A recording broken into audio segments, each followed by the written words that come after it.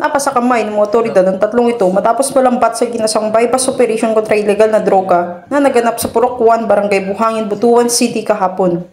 Pinangalanan ng mga natakip na sina alias Jepoy, 30 taong gulang na siyang main subject sa nasabing operasyon, Joshua E. Pomar, 19 na taong gulang, Judy Ann M. Aldohesa, 30 taong gulang, pawang mga residente ng Purok 1, Barangay Buhangin sa nasabing lungsod.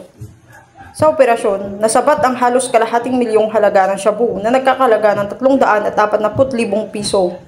Kabilang sa mga nakumpiska, 17 pirasong pakete na naglalaman ng pinaniniwalaang shabu, samot-saring drug paraphernalia, 1,000 piso bilang bypass money, isang Magnum 357 revolver na may kasamang 4 na pirasong live ammunition.